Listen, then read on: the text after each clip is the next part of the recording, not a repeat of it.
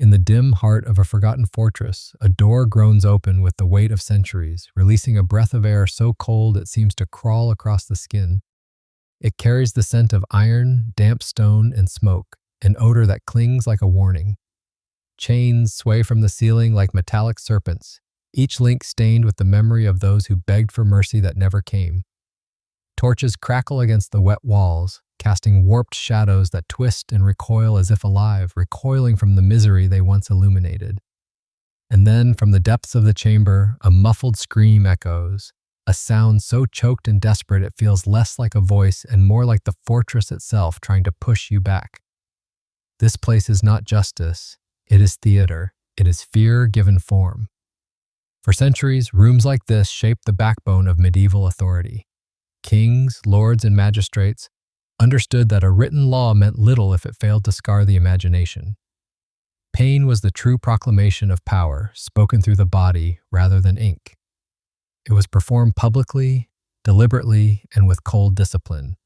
Every instrument here, every spike designed to pierce flesh, every rope meant to stretch limbs, every blade crafted for slow devastation, served a purpose greater than punishment.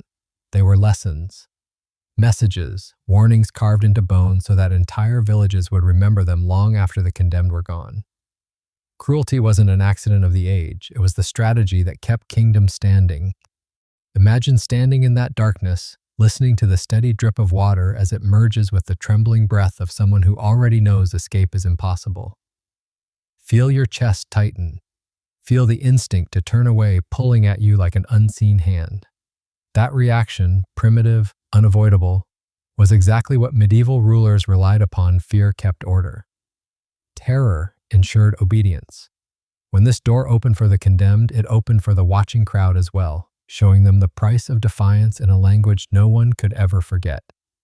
The 20 methods we are about to explore were not meant to fade into dusty manuscripts or quiet academic discussions. They were crafted to echo through generations, to linger at the edges of memory, to whisper warnings even centuries later. Some inflicted pain, others inflicted humiliation. A few existed solely to prolong suffering until sanity fractured and hope collapsed. Together, they built the architecture of control that governed empires, villages, and everything in between. Today, we reopen this forbidden door, not to glorify cruelty, but to understand the world these people lived in. A world where vengeance blended with faith and justice walked hand in hand with brutality. History is not just the story of kings and wars. It is the story of how power shapes obedience. And in the medieval age, nothing shaped obedience more effectively than pain. Before we descend further into this shadowed world, take a moment to support the channel. Like the video, leave a comment, and subscribe if you're drawn to the dark truths history often tries to bury. Your support brings these untold stories into the light. But carry this warning with you. Every method you're about to hear was once defended by courts, priests, and rulers who believed suffering revealed truth. These chambers were intentional, justified, and accepted. To us, they seem monstrous. To them, they were normal. And that is what makes the next steps even darker. In the medieval world, terror was not only shouted through dungeons or whispered by executioners, it was engineered. Within cold workshops lit by sputtering oil lamps, blacksmiths forged devices designed to turn human bodies into diagrams of suffering. These were not tools of war, but machines of obedience, mechanisms that converted metal into authority. Among these engines of agony, none loomed larger than the rack, a simple frame of wood and rope capable of destroying the human form with brutal precision. Victims were strapped down, wrists tied to one end, ankles to the other, as executioners turned massive rollers that pulled their limbs until joints tore and muscles snapped under impossible strain. But the rack's true power was psychological. The sound alone, the tightening ropes, the creaking wood, the muffled crack of separating cartilage was enough to unravel even the strongest resolve. People confessed before the torture began because everyone knew the rack was patient. It didn't kill quickly. It dismantled the body inch by inch, and terror did the rest. If the rack stretched bodies into surrender, the breaking wheel shattered them into silence. A massive wooden wheel, often studded with iron, it was spun slowly as the condemned lay bound beneath it. Each rotation brought another bone beneath its crushing rim, snapping limbs with sickening rhythm. The wheel didn't simply kill, it displayed destruction as spectacle. Crowds gathered not only to witness punishment, but to witness the transformation of a human being into a warning. Some victims were tied to the wheel after the breaking, their ruined bodies raised high on poles, left for days as crows circled above. The message was unmistakable. Pain could outlive the person who felt it. Where the breaking wheel offered destruction in the open air, the Iron Maiden kept its horrors confined. This upright sarcophagus of metal, lined with inward-facing spikes, was a marvel of symbolic cruelty. Victims were enclosed gently, almost tenderly, before the door was shut, driving the spikes into flesh without delivering an immediate fatal blow. What terrified people most was the illusion of mercy. The spikes were angled so they pierced non-vital areas, ensuring victims remained conscious. The Iron Maiden was a coffin engineered to prolong awareness, trapping screams inside a chamber that swallowed them whole. It didn't need an audience. The imagination of those who heard of it was enough to serve its purpose. Yet some devices did not require full chambers to inflict torment. The thumb screw, small enough to fit in a pocket, reduced dignity to splinters. Victims placed their thumbs or fingers between metal plates as a screw tightened slowly, crushing bone and nerve. It was intimate, methodical agony, often used to extract confessions before more elaborate tortures began. But the cruelty of the thumbscrew lay not only in pain, but in humiliation. When high-ranking officials, respected merchants, or terrified villagers felt their fingers collapse, they understood that privilege offered no protection. The device proved that suffering did not need grandeur to command obedience. Even the smallest instrument could break a lifetime of silence. For heretics, another tool awaited, one designed not to break the body but to erase the voice. The heretic's fork, a simple metal prong placed between the sternum and the chin, forced victims to remain perfectly still. Any attempt to speak, plead, or pray drove the spikes deeper, turning every word into an act of self-destruction. What made the fork terrifying was its purity of purpose. It targeted not movement, not endurance, but expression.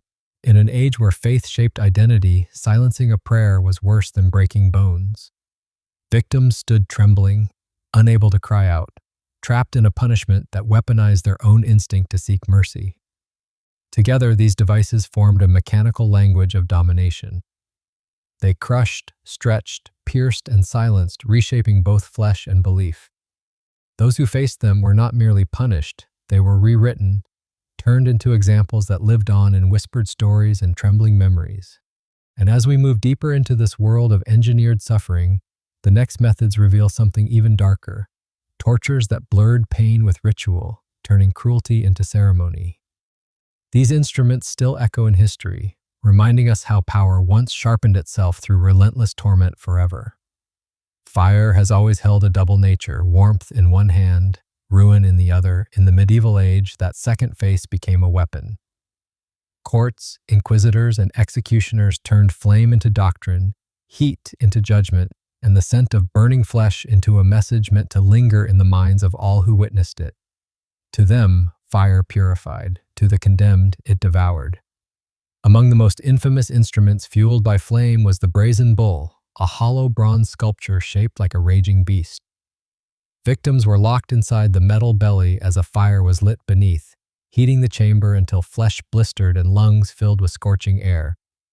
Ingeniously cruel, the bull's acoustics transformed screams into distorted bellows that echoed through public squares like demonic roars.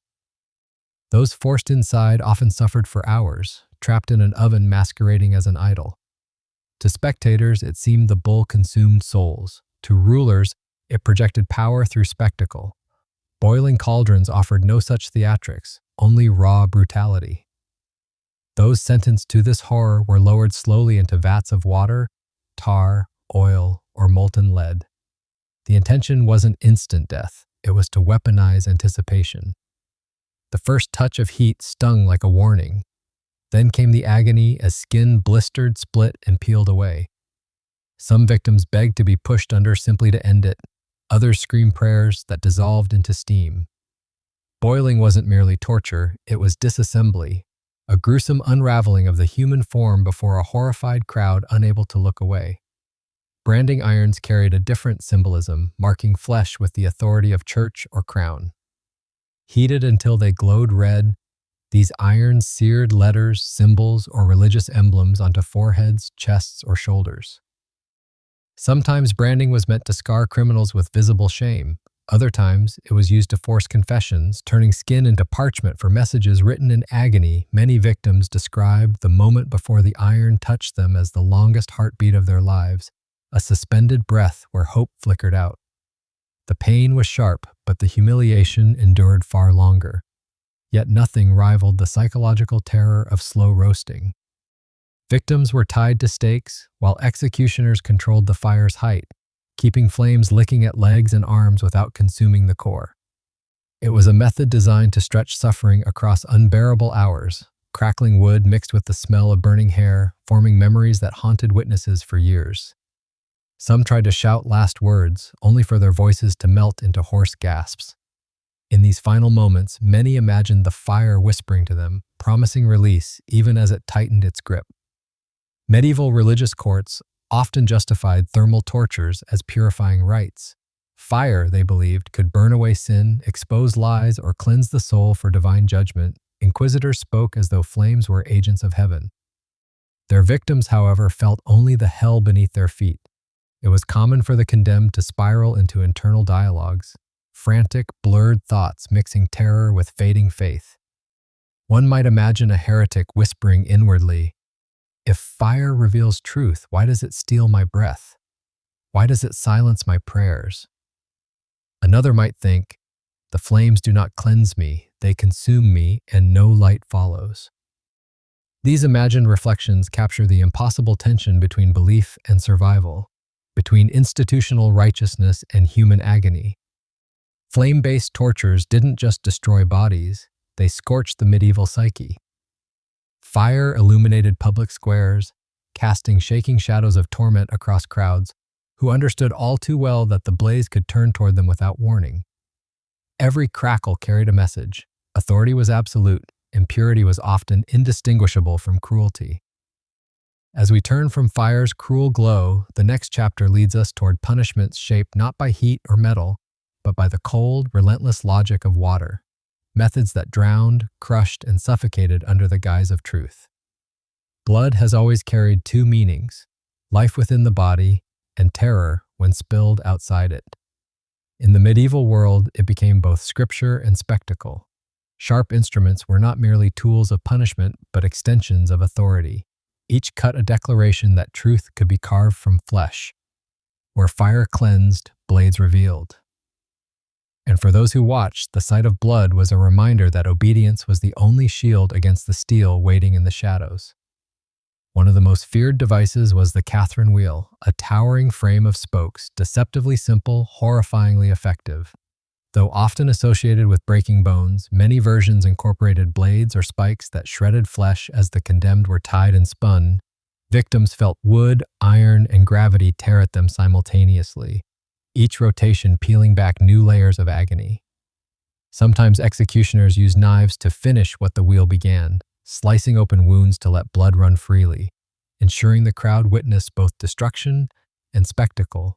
Here, suffering was a performance, and the wheel its merciless stage. Even more brutal was flaying, a punishment that transformed skin into a canvas of torment. With practiced precision, executioners began peeling away strips of flesh, starting at the limbs or torso, where pain radiated longest. The condemned often remained conscious far longer than nature seemed willing to allow, trapped in a waking nightmare where every breath scraped raw tissue. Skin in medieval culture was symbolic, the barrier between the inner self and the outside world. Removing it was not just bodily torture, it was spiritual annihilation. Towns sometimes nailed the flayed skin to gates or pillars as a public reminder of what happened to traitors. The message was impossible to miss. Betrayal cost not only life, but identity. In contrast, the garrote offered a quieter cruelty. A metal collar or cord was tightened slowly around the neck, crushing windpipe and spine inch by inch. Some versions included spikes placed at the throat or the base of the skull, driving inward as pressure increased. The condemned felt both suffocation and piercing pain, their final moments stretched into an agonizing struggle between breath and blade. Unlike many tortures, the garrote lacked spectacle. Its horror lay in intimacy, a single executioner, a single victim, and the slow closing of a merciless grip. It was the embodiment of controlled brutality. But for sheer savagery, few instruments rivaled iron claws and the Spanish tickler. These handheld tools, forged with curved teeth or serrated hooks, were designed to rip through skin like fabric. Executioners dragged them across limbs, backs, and faces, tearing flesh in ragged ribbons. Victims bled in torrents, each movement triggering uncontrollable shudders of pain. The tickler could rip muscle from bone, leaving wounds too deep to close. Sometimes the torture was escalated by heating the claws until they glowed, searing flesh while tearing it apart. Blood flowed not simply as punishment, but as a spectacle, proof that pain could be crafted with the same precision as any artisan's work. Such methods were often justified by the medieval belief that physical suffering could reveal truth. Pain, they argued, stripped away lies the way blades stripped away skin. Confessions extracted under torture were seen as divine validation. The body compelled to speak when the mouth would not. Inside dungeons, truth became whatever the torturer demanded, and the blade became the interpreter of the soul. Victims learned quickly that silence was impossible. Even their wounds seemed to speak for them. Those who endured these sharp punishments often experienced a psychological unraveling as severe as their physical injuries. Blood is not meant to flow so freely, nor skin to separate from the body. The shock, the cold, the dizzying smell of iron, all of it built toward a devastating collapse of the self. Many describe their final moments as drifting, as if watching their own suffering from a distance. In their eyes, the blade was not simply metal, it was a sentence. As we turn from the glitter of steel and the crimson it summoned, the next chapter leads us into an entirely different realm of cruelty. Tortures that manipulated the mind as much as the flesh, where terror became a weapon sharper than any blade and fear itself became the executioner. In medieval towns, punishment extended far beyond flesh and bone. Some of the cruelest torments were not forged of iron or sharpened steel, but of social perception, tools designed to crush dignity, mock identity, and strip a person of humanity before a relentless audience. Shame, after all, was as much a weapon as any blade, and the medieval mind knew it could cut deeper than the sharpest edge. The pillory and stocks were the most common instruments of public degradation.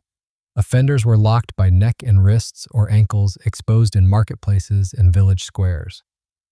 The crowd's gaze was relentless. Passers-by threw rotten vegetables, dung, and stones, hurling insults with a fervor matched only by the authorities who sanctioned the spectacle. Each jeer, each strike embedded itself into memory, ensuring that the victim's humiliation outlasted the pain of confinement. The body might escape unbroken, but the mind carried the imprint of ridicule for years, sometimes a lifetime. For women accused of gossip or perceived moral failings, instruments like the scold's bridle were a sinister innovation. A metal cage locked around the head restrained the tongue while a pronged gag pierced the mouth, preventing speech. The victim could neither argue nor plead. Every moment in public became a demonstration of powerlessness, an object lesson in obedience. Imagine the terror of walking through streets where even the innocent murmur of one's thoughts became a crime to be punished, broadcast in metal and mockery. Humiliation could take more imaginative and grotesque forms. Donkey masks, painted faces, or mock crowns were sometimes used to parade the guilty through town, turning them into figures of ridicule. Children and neighbors jeered, pointing at the absurdity of human dignity stripped bare. Processions could last for hours, emphasizing not only guilt but the entertainment of the watching crowd. Shame was choreographed, cruelty was performance, and obedience became inseparable from fear of public spectacle. Unlike fire, blades, or spikes, these torments required the cooperation of the community. Crowds were complicit, their laughter a tool wielded by authorities to enforce morality. Victims often internalized the mockery, replaying the humiliation long after the pillory doors closed. The mind, once invaded by collective scorn, carried the punishment far beyond the square. Imagine being bound in the stocks as neighbors jeered, imagining the whispered gossip that would follow you home, imagining the isolation, the sudden awareness that every human being in your village could become your judge and jury. your tormentor. This form of torture reveals a different architecture of power, one that relied on perception rather than physical domination. The goal was obedience, yes, but also submission to societal hierarchy, a constant reminder that failure carried not only bodily punishment but irreparable shame. Here, psychology became the weapon, and humiliation, the blade. Victims were reminded that cruelty did not always leave scars visible to the eye, yet the mind bore the deepest, most lasting wounds. As we leave the laughter and jeers behind, we prepare to confront the final category of medieval terror. Methods designed to blur the line between punishment and spectacle, justice and horror, where the body, mind, and soul were ensnared simultaneously in a theater of suffering that few could survive intact. In the medieval mind, sin and crime were often inseparable, and fear of the unseen became a potent instrument of control. Religious courts wielded authority not merely over the body, but over the soul, claiming that suffering could reveal truth, expose guilt, or unmask demonic influence. Pain was not punishment alone, it was proof, an instrument calibrated to the divine. The very air of ecclesiastical courts carried a weight that pressed on the mind as much as the flesh. Witch trials exemplify this fusion of faith and terror. Accusations could arise from envy, superstition, or misfortune. Once accused, a person's fate rested in the hands of judges who believed that God or Satan could be communicated with through pain. Methods were both symbolic and excruciating. Drowning tests measured innocence by the body's refusal to sink.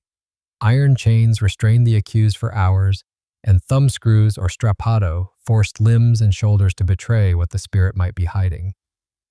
The logic was chilling. If God allowed pain to be felt, guilt must exist. If survival seemed miraculous, innocence had been revealed. The strappado, in particular, became a favored tool of clerical courts. Victims were bound by the wrists behind their backs and hoisted into the air before being dropped suddenly, the impact wrenching shoulders and joints with surgical cruelty. Eyes often rolled involuntarily, screams filled the chamber, and yet interrogators saw every cry as a confession in miniature. Pain became a language, and every contortion was translated into proof of hidden sins or secret alliances with dark forces. Ordeals by fire and other elemental trials served a similar purpose. A hand placed on a red-hot iron or the accused forced to walk between flames was believed to be a test of divine judgment. Blisters and burns were not merely physical. They were moral indicators. If flesh survived or healed rapidly, God had spoken. If it seared, the condemned was marked. Faith and fear were interwoven, and the spectator, whether clergy, magistrate, or villager, understood that the flames were both spectacle and sentence. Medieval people genuinely believed in the efficacy of these tests because their worldview linked morality and the cosmos to physical reality. Pain was not arbitrary, it was communicative. Every crack of a joint, every searing burn, every gasp and scream was interpreted as revelation. The human body became a lie detector, a moral instrument, and a conduit to the divine. In such a culture, suffering was proof, and fear of God amplified the terror victims often experienced psychological collapse even before instruments touched them. The knowledge that divine forces or their earthly proxies could read the body like scripture instilled dread beyond comprehension. Their internal monologues would have been dominated by pleading, despair, and calculation. Will God speak for me? Will the pain reveal innocence or sin? The mind became a crucible, every thought subjected to trial, every heartbeat measured against an unseen authority. These tortures of faith remind us that medieval terror was never solely physical. It relied on the manipulation of belief. Exploiting the invisible chains of fear, bodies could be restrained, limbs broken, and flesh burned. But the greatest control came from convincing individuals that suffering itself, if endured or not endured, carried eternal consequence. Here, the boundary between punishment, spiritual authority, and psychological torment collapsed, leaving victims at the mercy of both the visible and the unseen, trapped in a world where faith could be as painful as any blade. Though centuries separate us from the shadowed dungeons and iron chambers of the Middle Ages, the echoes of their cruelty reverberate in the modern world. Torture may no longer be a public spectacle in village squares, but fear, control, and humiliation have found new forms through prisons, tribunals, political oppression, and the relentless scrutiny of society itself. The instruments have changed, but the principle remains. Suffering shapes obedience, and power often thrives on the pain of the vulnerable. Consider how psychological pressure now functions as a subtle, invisible chain. Social shaming, institutionalized humiliation, and media trials manipulate perception much like the pillories and scolds bridles once did. Corporations, governments, and courts enforce conformity, turning reputation into leverage, much as medieval magistrates once wielded public disgrace. Even the fear of exposure, personal, moral, or financial, can command behavior, echoing the dread that tightened chests under the shadow of the rack or the Iron Maiden. These parallels force a haunting question.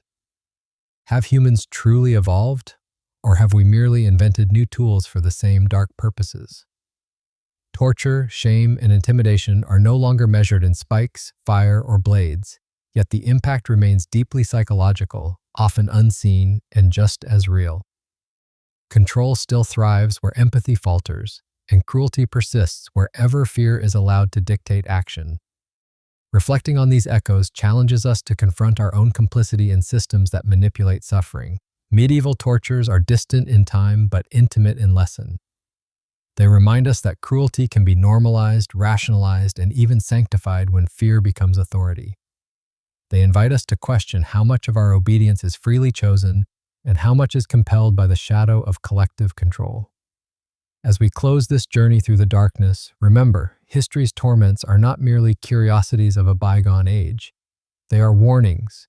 To witness them is to hold a mirror to our present. The true horror is not only what humans did with iron and fire, but what we continue to do with fear itself. Confronting this legacy is uncomfortable, but it is the first step toward refusing to inherit cruelty unchallenged.